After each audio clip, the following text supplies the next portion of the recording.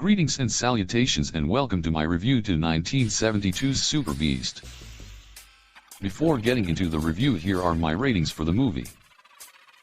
The story gets a 0.75 out of 2, the direction another 0.75, the pace a 0.5, the acting receives a 1.25, and Superbeast's entertainment mark is another 0.75 out of 2.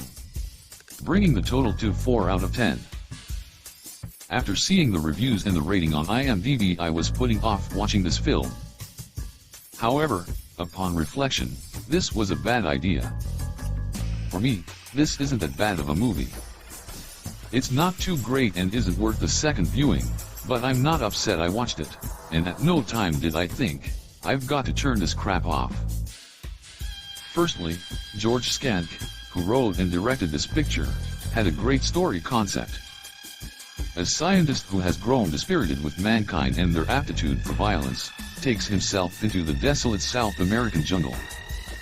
Here, he's taken it upon himself to find a cure for humanity's brutality. Thanks to the help from the local police authorities, he uses violent criminals for his experiments. Unfortunately, his experimentations have drastic side effects, and he has to call in a hunter to rid himself of these errors. Now, that is a good concept. Regretfully, Schenk isn't a great, or even good writer, and the story suffers from bad construction and characterizations. There's not enough in this story to keep you engrossed. And, he doesn't add any visuals to the film to keep your interest peaked, either. I have to admit there were times I found myself dozing. Strange, because the opening escape sequence is well filmed and thought out.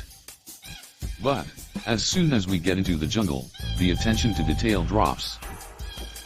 So much could have been done with this section. Particularly with the hunt scenes.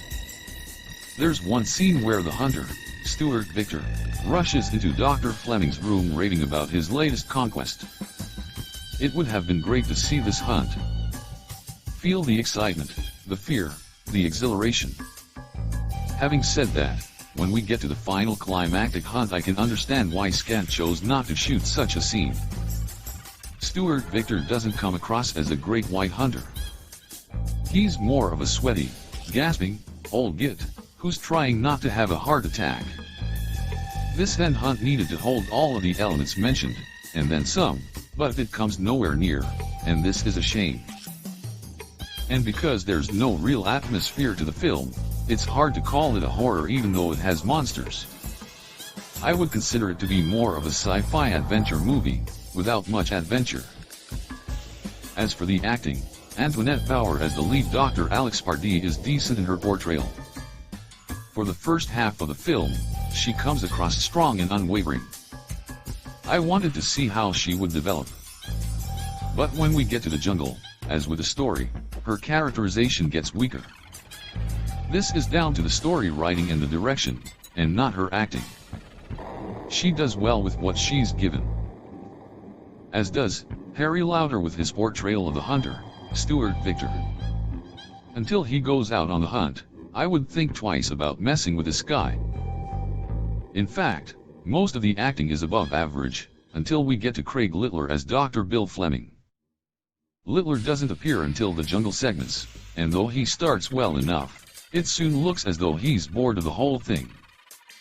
Unlike his fellow cast members, Littler's acting does drop and adds to the dullness of the story.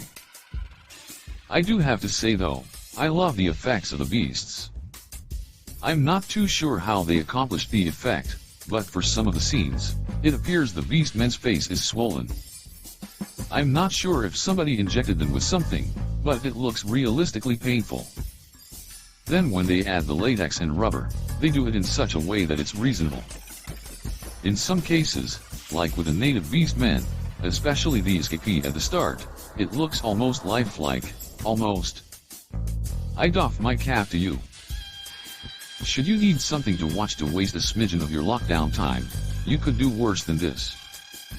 And should you be curled up in bed, it may drift you away into dreamland. There are a lot of worse movies than Superbeast.